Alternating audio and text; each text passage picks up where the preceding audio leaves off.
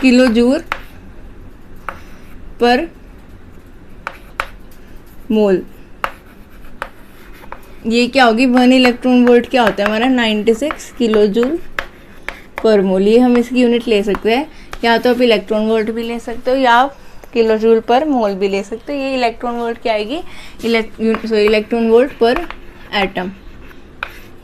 Okay, electron volt यानी एक atom में, और इलेक्ट्रॉन वोल्ट में जब हम एनर्जी लेंगे तो ये किसकी यूनिट होगी, और एक क्या होगी हमारी, किलो जूल पर मोल। ओके, सो अब आती है हमारी सक्सेसिव आयनाइजेशन एनर्जी।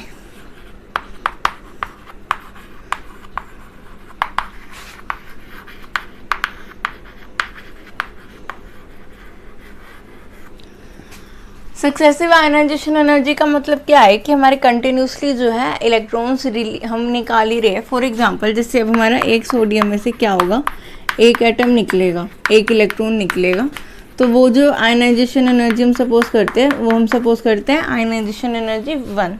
फिर हम इस पॉजिटिव में से एक इलेक्ट्रॉन दोबारा निकाल देते, तो चार्ज क्या आ गया 2 पॉजिटिव, क्योंकि ऑलरेडी एक इलेक्ट्रॉन कम था और उसमें से हमने एक इलेक्ट्रॉन और निकाल दिया, तो ये आयनाइजेशन क्या होगी, आयनाइजेशन एनर्जी 2।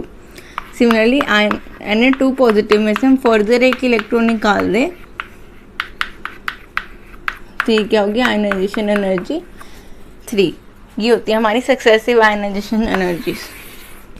ओके, और आयनाइजेशन एनर्जी सक्सेसिव का हमेशा ऑर्डर जो होगा, इसका ऑर्डर आपको ये हमेशा याद रखना है।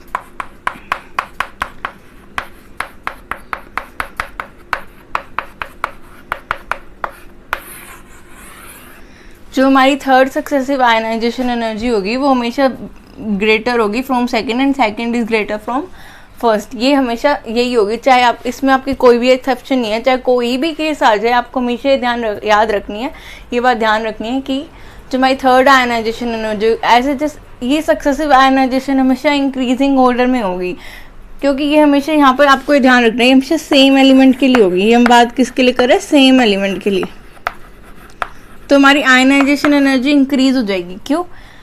क्योंकि देखो यहाँ पर हमारा ऑलरेडी पॉजिटिव चार्ज है, अगर हम इस पॉजिटिव चार्ज से एक और इलेक्ट्रॉन को निकालते हैं तो ये एटम हमारा पहले तो ये इसमें कोई चार्ज नहीं था, फिर भी इसने एक इलेक्ट्रॉन दे दिया, अब इस पे पॉजिटिव चार्ज है, इसको पहले ही एक इलेक्ट्रॉन की ज़रूरत है, ये कहेगा कि मुझे पहले ही एक इलेक्ट्रॉन की ज़रूरत है, मैं तुम्हें इलेक्ट्रॉन क्यों दूँ। तो हमें क्या करना पड़ेगा, हमें उसको और ज़्यादा एनर्जी देनी पड़ेगी, हमें उसे और जोर लगा के क्या होगा, इलेक्ट्रॉन को लेना पड़ेगा। तो इसलिए हमें इससे इलेक्ट्रॉन निकालने के लिए हमें बहुत ज़्यादा एनर्जी देनी पड़ेगी।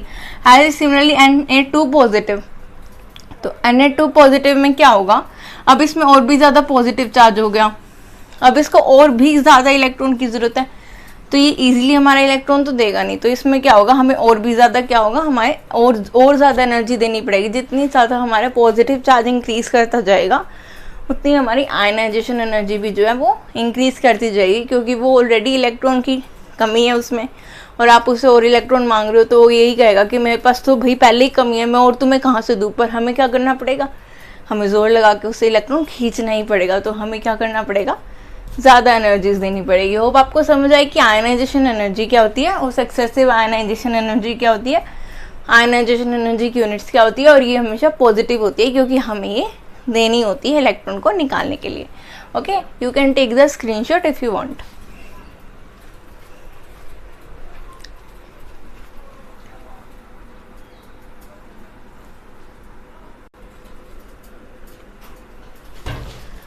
ओके, तो अब हम पढ़ेंगे फैक्टर्स अफेक्टिंग आयनाइजेशन एनर्जी। ऐसे कौन कौन से फैक्टर्स है जो हमारी आयनाइजेशन एनर्जी को अफेक्ट करते हैं। तो फर्स्ट फैक्टर है हमारा एटॉमिक रेडियस।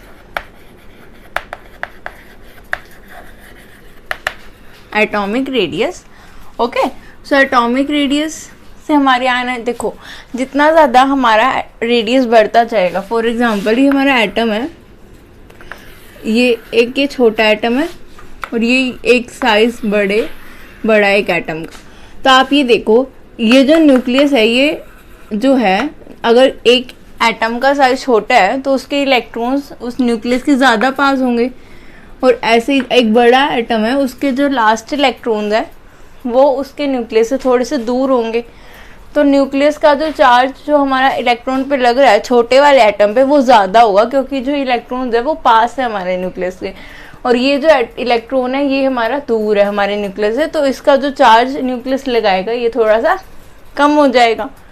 ओके, तो जितना ज़्यादा हमारा एटॉमिक रेडियस बढ़ता जाएगा उतना ही क्या है, हमारा इलेक्ट्रॉन जो हमारे न्यूक्लियस से दूर होता जाएगा, और दूर होएगा तो न्यूक्लियस की इलेक्ट्रॉन को अट्रैक्ट करने की पावर भी थोड़ी सी कम हो जाएगी, और जो हमारी आयनाइजेशन एनर्जी है वो कम हो जाएगी, क्योंकि हमें ईजिली जो है इलेक्ट्रॉन मिल जाएगा, हमें ज़्यादा एनर्जी देने की ज़रूरत नहीं पड़ेगी। ओके, क्या जितना ज़्यादा हमारा एटॉमिक रेडियस बढ़ता जाएगा उतना हमारा इलेक्ट्रॉन दूर होता जाएगा हमारे न्यूक्लियस से, और फिर क्या होगा, हमें जो है ज़्यादा एनर्जी नहीं देनी पड़ेगी हमारे इलेक्ट्रॉन को निकालने के लिए, क्योंकि जो है इलेक्ट्रॉन जो हमारा इजीली निकल जाएगा, तो आयनाइजेशन एनर्जी क्या होगी, डिक्रीज होगी।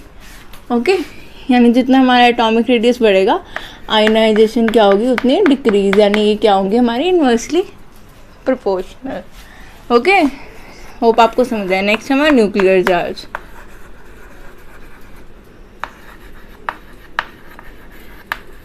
देखो जितना ज़्यादा हमारा न्यूक्लियर चार्ज होगा उतना ज़्यादा हमारे इलेक्ट्रॉन्स जो है हमारे न्यूक्लियस से ज़्यादा अट्रैक्ट होंगे, ज़्यादा बाउंड होंगे हमारे इलेक्ट्रॉन्स हमारे न्यूक्लियस से, और उतने जल्दी वो निकलना नहीं चाहेंगे। तो हमें क्या करना पड़ेगा, ज़्यादा एनर्जी देनी पड़ेगी उन इलेक्ट्रॉन्स को निकालने के लिए।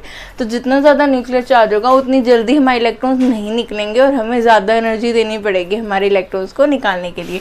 तो आयनाइजेशन एनर्जी क्या होगी हमारी, डायरेक्टली प्रोपोर्शनल होगी हमारी न्यूक्लियर चार्ज के। थर्ड फैक्टर है हमारा electronic configuration.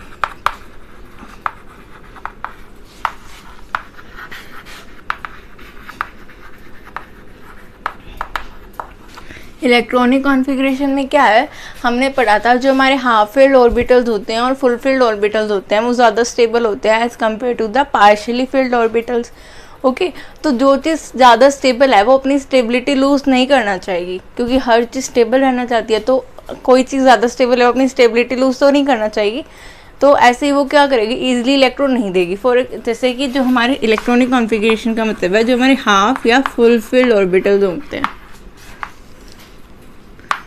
Full filled orbitals, ये क्या होंगे, इनमें जो इलेक्ट्रॉन्स होंगे अगर ये अपना एक इलेक्ट्रॉन लूज़ कर देंगे तो ये हाफ फील्ड और फुल फील्ड नहीं रह पाएंगे और ये स्टेबल नहीं रह पाएंगे। तो जो हाफ फील्ड और फुल फील्ड ऑर्बिटल्स होते हैं वो यही चाहते हैं कि हम स्टेबल रहे और हमेशा हाफ फील्ड और फुल फील्ड ही रहे। तो इनसे हमारा इलेक्ट्रॉन निकालना बहुत ज़्यादा मुश्किल होता है as compare to partially filled. तो हाफ फील्ड और फुल फील्ड की जो आयनाइजेशन एनर्जी होती है वो ज़्यादा होती है, आयनाइजेशन ऑफ हाफ फील्ड और फुल फील्ड जो है बहुत ज़्यादा होती है as compare to ionization of partially field.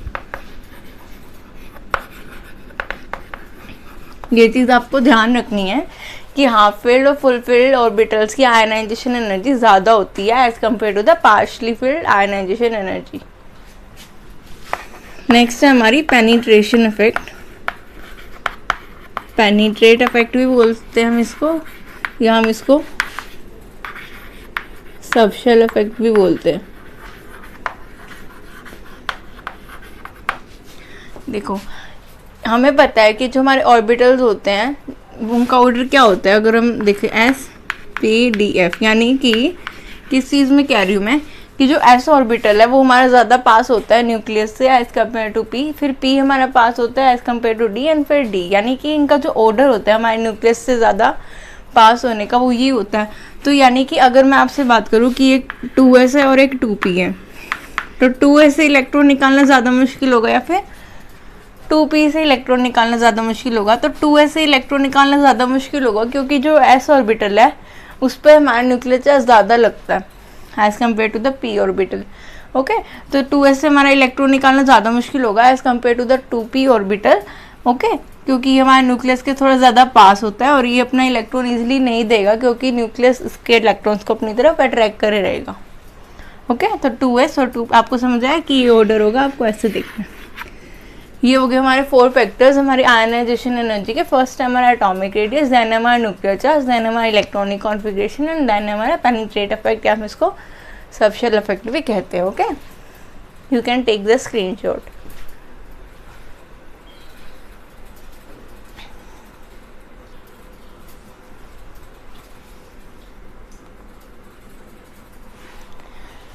So next हमारा variation of ionization energies. Okay, हम वेरिएशन देखेंगे हमारा along the group and along the period. तो सबसे पहले हम देखते हैं अलोंग द पीरियड।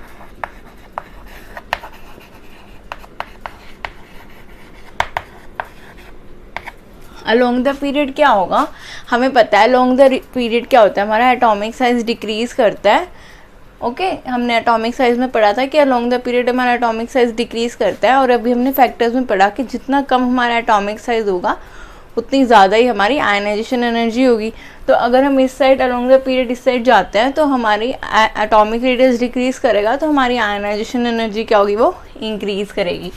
तो अलॉन्ग द पीरियड क्या होगा, हमारी आयनाइजेशन एनर्जी जो है इंक्रीज करेगी। ओके, पर यू नो केमिस्ट्री में बहुत सारी एक्सेप्शंस होती है, तो यहाँ पर भी कुछ एक्सेप्शंस हैं हमारी, एक्सेप्शंस। ओके, अगर हम सेकेंड पीरियड की बात करते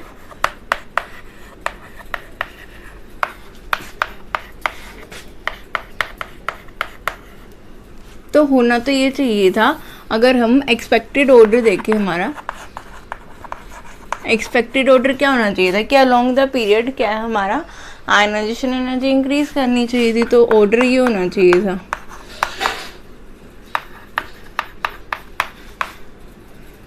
या मैं इसको सीधे यहीं से ऐसे लिख दूँ,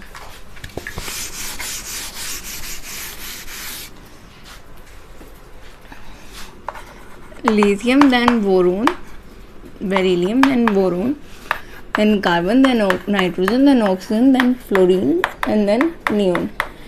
हमारी ionization energy along the period increase करनी चाहिए थी। पर अब जब हम इनकी इलेक्ट्रॉनिक कॉन्फ़िगरेशन को देखते हैं तो इनकी इलेक्ट्रॉनिक कॉन्फ़िगरेशन क्या होती है हमारी, ये होती है हमारी, देखो ये होती है हमारी, अगर हम इसकी इलेक्ट्रॉनिक कॉन्फ़िगरेशन देखें तो ये होती है हमारी 2s2, और ये क्या होगी फिर हमारी 2p1, इससे पहले भी ऑर्बिटल होंगे, ये होगी हमारी 2s1, 2p2, 2p3, कि मैं लास्ट ऑर्बिटल की बात कर रही हूँ, लास्ट ऑर्बिटल की 2p4, 2p5 एंड 2p6, ये इलेक्ट्रॉनिक कॉन्फ़िगरेशन होगी। और हमने पढ़ा था कि जो हमारी हाफ फील्ड और फुल फील्ड इलेक्ट्रॉनिक कॉन्फ़िगरेशन होती है वो ज़्यादा स्टेबल होती है as compare to the partially filled, और उनके जो आयनाइजेशन एनर्जी है वो भी ज़्यादा होती है as compare to the partially filled orbitals ionization energy. और हमें पता है ये हमारा फुल फील्ड है और ये हाफ फील्ड, इसकी तो हमारी सबसे ज़्यादा है ही पीरियड में, तो इसका तो हमारा कन्फ्यूज़न है ही नहीं। पर जब हम बात करते हैं नाइट्रोजन की और बेरिलियम की, तो ये क्योंकि हाफ फील्ड है और क्योंकि नाइट्रोजन हमारा, बेरिलियम हमारा फुल फील्ड है और नाइट्रोजन हमारा हाफ फील्ड है, तो इनकी आयनाइजेशन एनर्जी जो है वो इंक्रीज होगी, ज़्यादा होगी इनसे। ओके, तो जब हमने एक ऑर्डर देखा एक्सपेरिमेंटली तो ऑर्डर हमारा इस टाइप से आया।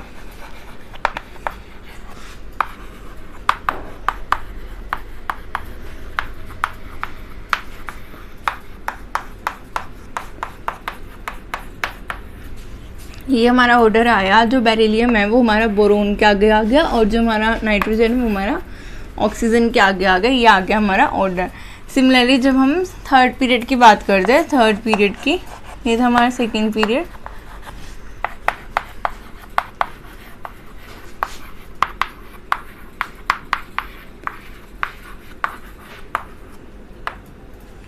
ये हमारा थर्ड पीरियड। तो देखो ऐसे ही इसकी इलेक्ट्रॉनिक कॉन्फ़िगरेशन भी कुछ इस टाइप से होंगी।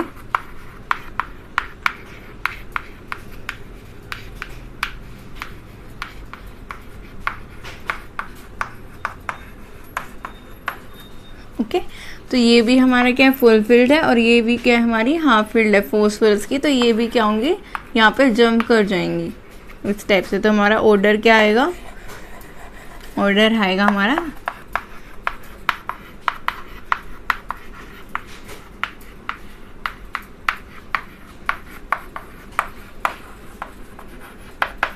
ये हमारा ऑर्डर आएगा। ओके, सिमिलरली थर्ड पीरियड का भी यही ऑर्डर होगा, फर्स्ट पीरियड का भी यही ऑर्डर होगा। उसके बाद हमारे बीच में क्या आ जाते हैं, ट्रांजिशन एलिमेंट्स, तो फिर तो हमारी ये चीज़ फुल होगी नहीं। तो सेकंड और थर्ड एलिमेंट्स की हम बात करें तो ये ऑर्डर फिर फुल माना जाएगा हमारा। ये थी हमारी exception along the period. Okay, ये काफ़ी ज़्यादा इंपॉर्टेंट है एग्ज़ाम पॉइंट ऑफ व्यू से, इससे क्वेश्चन आ सकते हैं, तो आपको ये ध्यान रखनी है। Okay, you can take the screenshot if you want।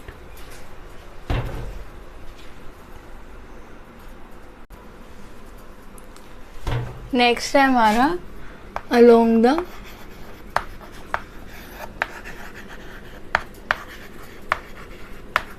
Group. Okay, along the group हमें पता है कि हमारा along द ग्रुप क्या होता है, हमारा एटॉमिक रेडियस इंक्रीज करता है। along द ग्रुप हम जाते हैं तो हमारा एटॉमिक रेडियस इंक्रीज करता है, हमने एटॉमिक रेडियस में पढ़ा था। तो उससे क्या होगा, एटॉमिक रेडियस इंक्रीज करने से हमारी आयनाइजेशन एनर्जी है वो डिक्रीज होगी। तो अलोंग द ग्रुप क्या होगी, हमारी आयनाइजेशन एनर्जी जो है वो डिक्रीज होगी।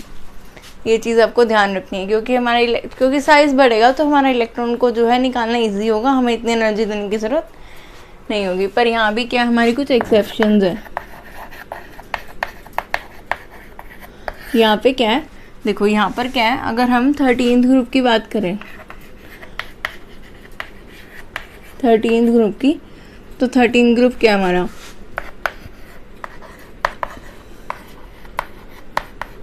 ये हमारा 13th ग्रुप। तो होना तो ऑर्डर तो यही होना चाहिए था कि हमारे नीचे जाने के बाद क्या होगा, हमारी आयनाइजेशन एनर्जी डिक्रीज करनी चाहिए, तो ये ऑर्डर होना चाहिए था। पर क्या हुआ, जब हमने एक्सपेरिमेंटली फाउंड किया, तो एक्सपेरिमेंटली जो हमने ग्राफ निकाला आयनाइजेशन एनर्जी का, वो इस टाइप से आया था। बोरोन, एल्यूमिनियम, गैलियम, इंडियम और थैलियम। ओके, ये हमारा ग्राफ आया था। तो इस ग्राफ के अकॉर्डिंग जब ऑर्डर निकाला गया, तो ग्राफ के अकॉर्डिंग ऑर्डर आया बोरोन, देन फिर हमारा गैलियम, देन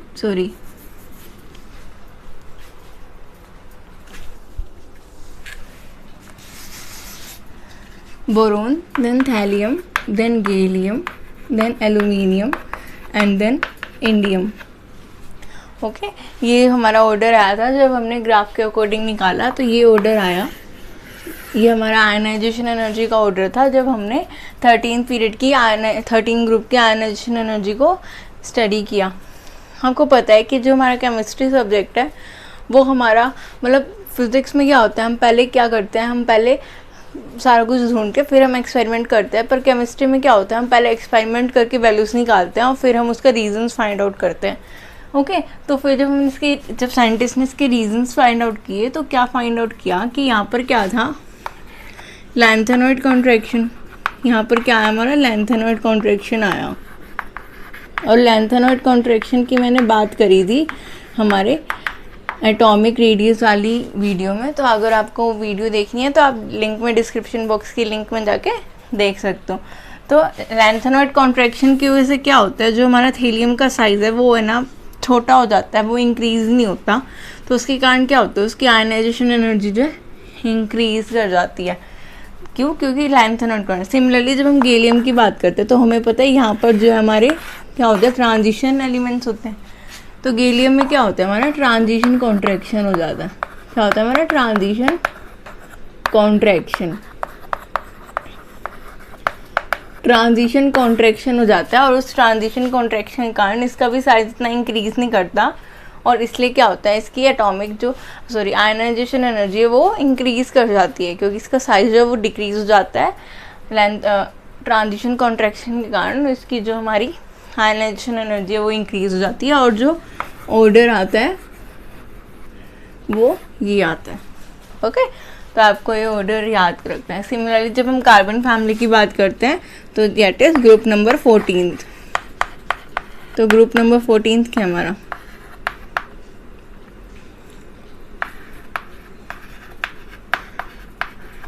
तो ग्रुप नंबर 14 में क्या होता है, हमारे ट्रांजिशन एलिमेंट्स तो नहीं आते ना इससे पहले। ट्रांजिशन एलिमेंट्स तो हमारे 13 ग्रुप से पहले आते हैं, तो यहाँ पर कोई ट्रांजिशन कॉन्ट्रैक्शन तो नहीं होता, पर यहाँ पर हमारा लैंथेनॉइड कॉन्ट्रैक्शन तो होता ही है।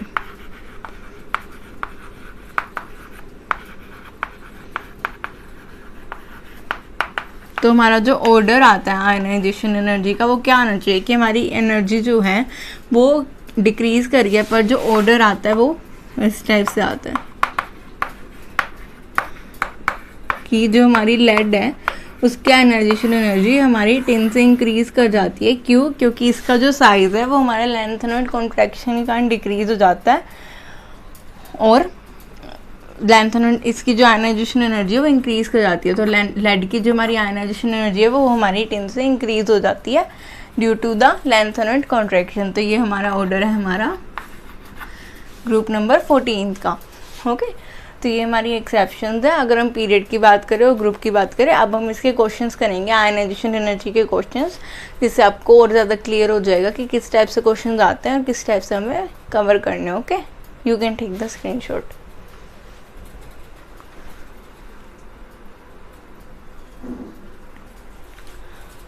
सो फर्स्ट क्वेश्चन है हमारा, हमें कंपेयर करना है ionisation energy 1 and ionisation energy 2 of oxygen and nitrogen. सबसे पहले हम क्या करेंगे, इनकी इलेक्ट्रॉनिक कॉन्फ़िगरेशन लिखेंगे। ऑक्सीजन की इलेक्ट्रॉनिक कॉन्फ़िगरेशन क्या होगी, टोटल एटॉमिक नंबर उसका क्या होता है 8, तो 1s2 2s2 और 2p4।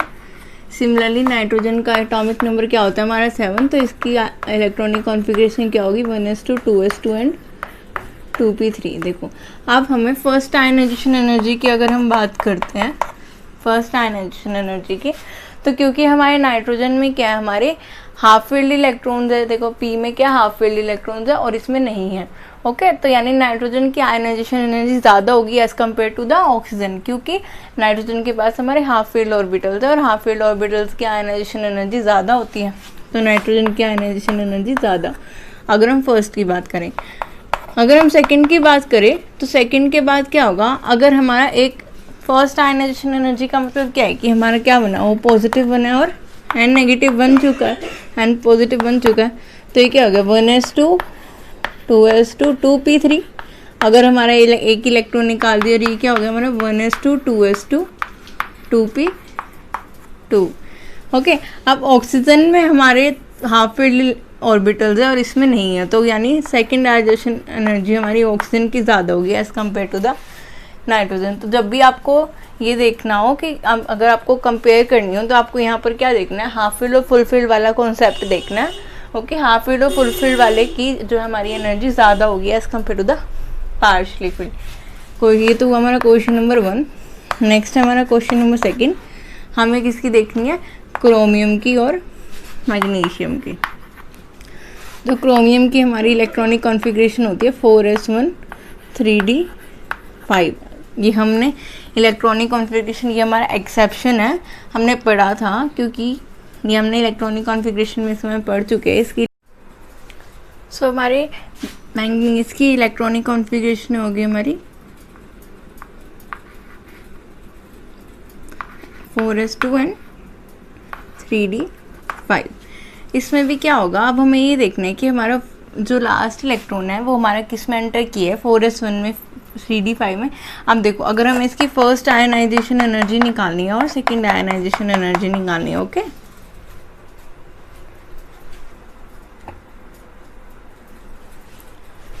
तो जो हमारा लास्ट इलेक्ट्रॉन है वो कहाँ से निकलेगा, 4s से। अब 4s में ये देखो ये हाफ फील्ड है और ये फुल फील्ड है, तो फुल फील्ड की हमारी जो एनर्जी होगी वो ज़्यादा होती है as compare to the half filled. तो आयनाइजेशन एनर्जी किसकी ज़्यादा होगी, मैग्नीज की क्रोमियम से। क्यों, क्योंकि इसमें फुल फील्ड है और इसमें हाफ फील्ड है। अब अगर मैं Cr पॉजिटिव की देखूँ तो ये क्या हो जाएगी 3d5, और अगर मैं Mn की देखूँ तो पॉजिटिव की देखूँ तो ये क्या हो जाएगी 4s। ओके, नेक्स्ट में क्या है हमारा 3d5 एंड 4s1 3d5। अब देखो अगर हमें 3d5 से इलेक्ट्रॉन निकालना है और 4s1 से इलेक्ट्रॉन निकालना है तो 3d5 ज़्यादा स्टेबल है एज़ कम्पेयर टू 4s1, तो यानी इसमें इसको निकालने में ज़्यादा आयनाइजेशन लगेगी as compare to the Mn positive. तो यहाँ पर Cr पॉजिटिव की आयनाइजेशन ज़्यादा होगी as compare to Mn positive. Okay, next question है हमारा, हमें आयनाइजेशन एनर्जी कंपेयर करनी है नाइट्रोजन की और नाइट्रोजन पॉजिटिव की। तो मैंने आपको बताया था जब भी हमें सेम एलिमेंट दिया होता है, सेम एलिमेंट की सक्सेसिव आयनाइजेशन एनर्जीज हमेशा इंक्रीजिंग ऑर्डर में होती है, चाहे वो कोई भी कंडीशन हो, कुछ भी ना इसमें कोई एक्सेप्शन होगी कुछ भी। तो आपको ये ध्यान रखना है अगर हमें सेम एलिमेंट है तो आयनाइजेशन एनर्जी सेकंड हमेशा ग्रेटर होगी आयनाइजेशन एनर्जी फर्स्ट से। ओके, होप आपको समझ आए कि क्वेश्चंस कैसे करने हैं। यहाँ पर आपको क्या देखना है, यहाँ पर आपको half field full field electrons देखने हैं और स्टेबिलिटी देखनी है, किसकी ज़्यादा स्टेबिलिटी होगी। ओके, तो अगर आपको ये वीडियो अच्छी लगी है, अगर आपको ये लगा है कि ये वीडियो थोड़ी बेनिफिशियल है हमारे लिए, हमें कुछ सीखने को मिला इस वीडियो से, तो प्लीज़ मेरे चैनल को सब्सक्राइब करो और बेल आइकन को प्रेस करो ताकि आपको अपकमिंग नोटिफिकेशन मिलती रहे। और मुझे कमेंट करके बताओ अगर आपको वीडियो अच्छी लगी, और नहीं लगी तो ज़रूर बताओ ताकि मुझे पता चले कि मेरे में क्या कमी है और मैं उसको ठीक कर सकूँ। Okay, so thanks for watching.